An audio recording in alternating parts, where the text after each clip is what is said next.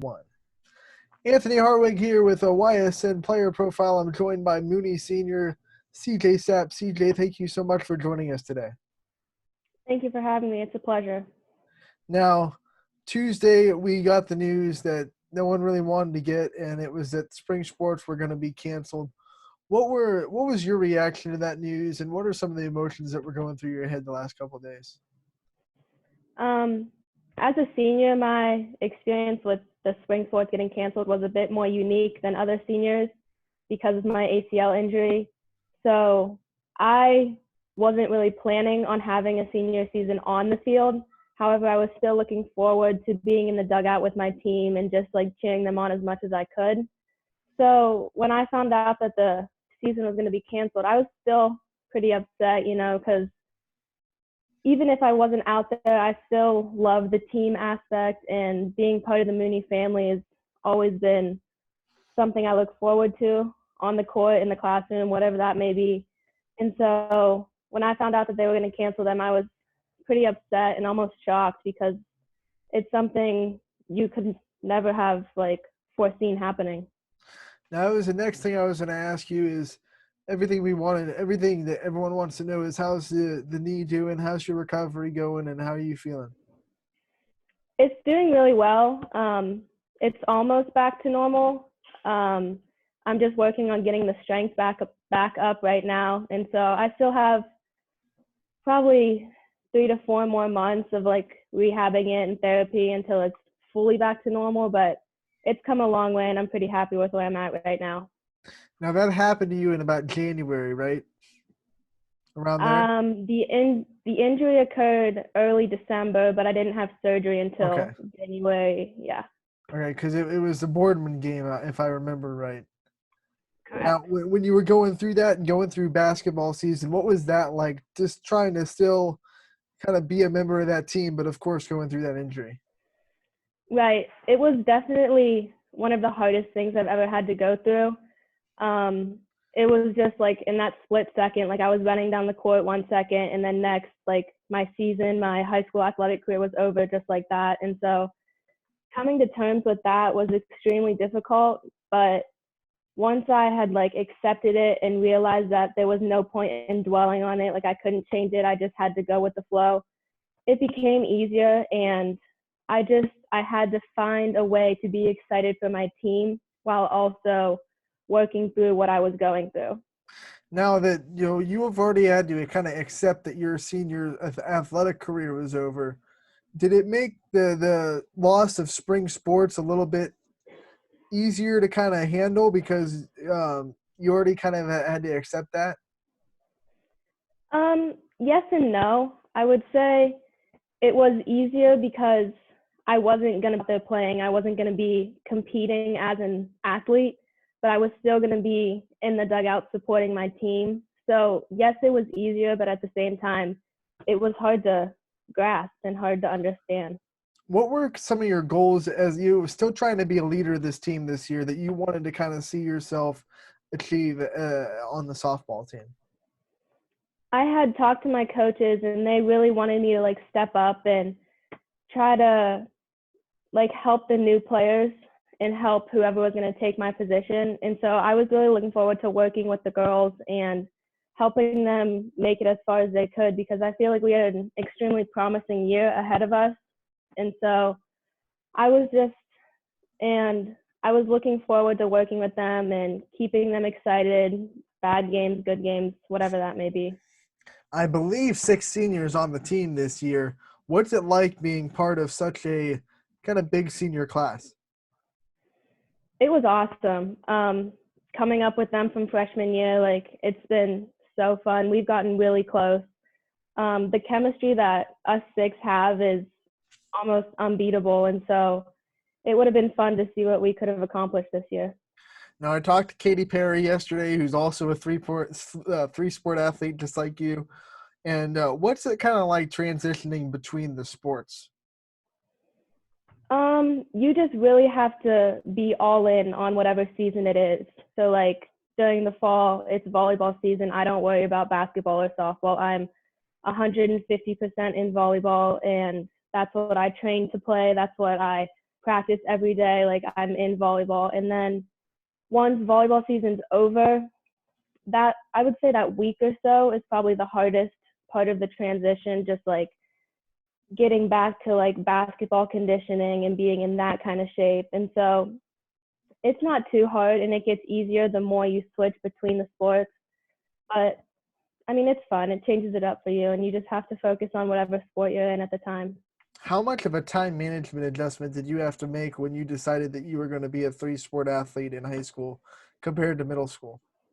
That was definitely something interesting. I would say I've always thought that I did better in the classroom while I was playing a sport, just because I was forced to manage my time. I was forced to get my work done and all that. And so in the beginning, it was tricky, just like balancing practice and homework and studying and all that. But once I got the hang of it, my grades were better in season than they were out of season. And now that sports aren't the only thing affected right now, it's schooling as well. How have you handled kind of the switch over to all online schooling during this pandemic? It's been pretty hard, just like not being able to see my teachers like face to face, not being able to learn from them. It's been a transition for everyone, teachers, students, staff, whatever. But I think I've gotten the hang of it now. It probably took a couple weeks just to get into the swing of things, but I have my routine down now, so it's not too bad. What's your favorite class that you're taking right now? Right now, it'd probably have to be my AP Lit class. Who are some teachers in the Mooney school system that have really impacted you throughout your high school career that maybe help you along your journey? Mrs. Kenner, who is a science teacher, has helped me tremendously this year. I spent 3 of my 4 classes with her for the first semester, and so she's been awesome all year. Miss Policy, another science teacher, I had her my first 3 years, and I've just really formed great bonds with both of them, and we know each other on personal levels, and it's just really great knowing that you have teachers who are interested in you and want you to succeed as much as they want to teach. I got to take it back to volleyball season real quick because statistically you were one of the best liberos in the area and you made the all YSN first team as libero. What is it about playing with that back row that really gets you excited? Because liberos don't always get all the attention because they're not the ones getting the hits and they're not the ones getting the sets, but they're the ones back there just keeping everything in the air. So what's it like, that back row mentality? It's I don't even know how to put it into words. It's a dogfight back there. You have 3 people trying for a pretty big area of space, and as the libero, it's my job to get my hands on whatever ball I can, to call people off, to tell people where they have to be. And being as the varsity libero from my sophomore year, I was like coached into that position. I took it over from my sister. And so being back there, it's almost like you're almost the underdog of the team because, like you said, you don't get the praise for scoring the points. You get all of that. But if it weren't for us defensive players, our setters and our hitters wouldn't even have the opportunity to score. And so that's my mentality and that's my motivation to keep working as hard as I can, because I know that if it wasn't for me and the other 2 defensive players back there, then we weren't going to win games. And so that's just what I always had in my mind. Now, you talked about taking your sister's spot after she left. What was that experience like and getting to kind of step in your sister's shoes? My freshman year of volleyball was definitely one of my favorites just because I got to play with my sister that one year. And seeing her succeed so well as a libero, like that's what pushed me to want to play that position after she was gone. And that first open gym back my sophomore year, the coach pulled me aside and he was like, we're going to need you to step up and be the libero this year. And I was like, no way, like I'm only a sophomore. But he was like, I've seen you play, like it obviously runs in the family. And so just hearing that and knowing that I had the opportunity to fill my sister's shoes, like that was just such an amazing feeling. And I was honored to step up and it bought. How many people, either in school or out of school, have asked you what a libero is and why you wear a different color jersey? I've had people ask me, like, do you forget your jersey every game? Like, what's going on, CJ? And I'm just like, no, like, it's like my position I play. I've had people pronounce it like just the craziest ways. And I just try my best to explain it to them and be like, no, like, it's just the position in volleyball. I can sub in whenever I want. Like, I don't forget my jersey. That's probably the most popular question I get is why are you always wearing the wrong jersey? And but it's funny to me, like, because everyone that knows volleyball knows, but you'll still have those people that are like, what are you doing out there? Like, you just look silly, but it is what it is. Now let's get back to softball. I saw your Instagram post a couple of days ago and just your heart for the game. What is it about the game of softball that really wins your heart and that you love so much? I've been playing softball since I think I was like 4 years old. I played in the 6 to 9 division. And ever since then, it's just like the team aspect and the competitive nature of it. Like, I don't even know. It's just going out there every single day. Like, every game is different. You never know what to expect. And I just love being surrounded by 8 other girls and knowing that if I have a bad play, someone else got my back. If I have a bad at bat, someone's coming right behind me to try again. And I just love that about the sport. And it's just truly made me who I am. It's taught me to be driven and want to succeed, all this stuff. And it's crazy that I wasn't able to play my last season. And that was probably one of the hardest things to come to terms with when I had my injury, was that I wasn't going to be able to play my senior year. So softball definitely holds a special place in my heart, and it will for as long as it can. Was there a moment in your childhood that you kind of really fell in love with softball and you knew that it was your favorite sport? Um,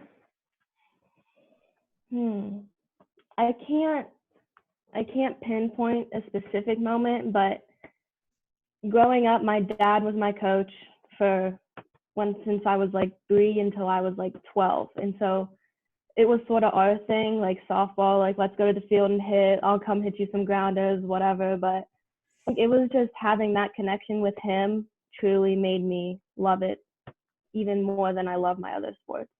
Now hold on to that thought because I'm going to ask you about your dad coaching you in a little bit. But first, let's talk about your varsity coach and Coach Reinhart and what it's meant to you to be under him and what he's taught you over the last 4 years. Reinhardt has been awesome. A lot of people have a hard time with him, but that's just how he is. That's his nature, and we've really connected the past 4 years. We joke around. If he like comes at me, I give it right back to him, whatever. But it's just been fun playing under him. He wants you to have fun. He wants you to succeed. He's probably one of the best coaches I've ever played under. He knows what he's talking about. He's coached so many great teams, so many great players. And knowing that coming in, I felt honored to have the opportunity to play under him and play as a Mooney Cardinal. And so the past 4 years, I've done everything I could not to take that for granted and to just soak in everything he's teaching me, because I know that it will take me far in life, far in softball. So yeah, it's been great playing under Reinhardt. Give us some inside access on what Reinhart is like off the field. What are his practices like too? He's a very routine-oriented guy. We typically do the same thing at practice. He has a game plan, what he wants to do. We do infield, we hit, all this stuff. He knows exactly what he wants to do. He's been running the same drills for 20-some years, however long he's been coaching, but they always say if it's not broke, don't fix it. So that's what he's doing, and he knows how to coach a team, and his practices, some of them are tougher than others, but he knows when to push us and when to give us a break. So it's been awesome. I'm sure he reached out to you and the other seniors when this news kind of broke. What was his message to you guys? He was more apologetic than anything. He was sorry that it was cut short, and he was sorry that we didn't have our last year together. But at the same time, he was praising of us. He told us what an honor it has been to coach us and how much confidence he has in us going forward. And so what he said to us was extremely heartfelt. And I, for one, took it to heart and plan on keeping it in the back of my mind. What's one thing after you leave the Mooney that you're going to always keep of Coach Reinhart, and one thing you're going to take away from being under his wing? I'm always going to remember just how he pushed me. It always felt like he was pushing me to do more, to be better, just be the player that he saw. He saw me as a player that had so much potential. And so I'm going to keep that with me. And I'm just going to take away his motivation. He was always motivated to get in the gym and work. He was motivated to get out there and hit balls at us until our arms were falling off. But so that's I would love to get to that point in life where I'm just motivated and I love my job. And yeah, so he's been great and I'm going to take a lot from him. Now, you talked earlier that your dad was your coach in your early days, and the running joke in the softball community is those dad coaches and the relationship they have. So what's that like? What's the relationship with you and your dad in softball kind of like? We've had our ups and downs for sure. We started out with pitch and him coaching me, and I would always get mad at him. I was like, Dad, you know I like low and outside, and he would continue to throw me the high inside pitches. But now I realize that he was doing that to make me better, to make me a better player, a better person, because in life you're not always going to get what you want. And so growing up with that, that only made me a better player. And then even once he stopped pushing me, I could still pick out his voice on the sideline out of all the parents telling him to move my right foot back, to move my left foot forward, whatever it may be. But that connection that me and my dad have built through softball is a special one, and I'm sure it's something we'll both hold on to forever. Is he one of those dads that will always shoot you straight after a game, never hide anything from you, tell you the brutal, honest truth if you need to hear it? Oh, yeah. I always go up to my parents after every game, and my mom gives me the big hug, great job, and then there's my dad, you did good, but blah, blah, blah. But it was always it was good criticism because I knew that if it wasn't for him, I wouldn't fix my mistakes. I wouldn't change what I'm doing. I would continue to make the same mistakes. And so, yes, in the moment, I was a little upset when he would tell me what I was doing wrong. But when I would fix whatever he told me to fix the next game and it would work, I would always look at him and be like, oh, thank you. But yeah, he was always there, and it was just great knowing that I had him on the sideline to go to whenever I needed it. What are some of your future plans? What's in the cards after you graduate from Mooney? I'm going to go to YSU and major in biochemistry. And what kind of things kind of made you want to go and be a biochemist? I've always loved sciences and math. That's always been my strongest subject. And so just in talking to people and my guidance counselor, they thought it was the best major for me. And it has a lot of job opportunities in the future as well. It's a very growing field. Before we let you go, I want to have some fun because quarantine has kept us in the house for the last couple of weeks. What has been your favorite quarantine activity? I've done a lot of puzzles. Me and my sister have completed a couple puzzles. So I'd say probably doing puzzles and just hanging out, basically. Puzzles, you have to have some mad patience because I sit down to do a puzzle and after 2 hours, I'm like, this is too hard. I ain't doing this. Yeah, I just do it a half an hour at a time usually. So I just break it up so it doesn't get too frustrating. But yeah. Have you been binging any Netflix shows during the quarantine? I have, yes. I'm watching Friday Night Lights right now. It's really good. I really enjoy that one. All these people have been saying All American, and I'm just like, no, you got to go back to the OG and Friday Night Lights because oh yeah, I love it. That. What's kind of the best movie you've seen during quarantine? Best movie. I have to give that one to I Still Believe. Okay, I haven't seen it, but I'll definitely have to check that out. CJ, thank you so much for joining us today. Thank you. It was great talking to you. Good luck in your future endeavors, and we definitely hope to talk to you again real soon. Thank you very much. It's been a pleasure.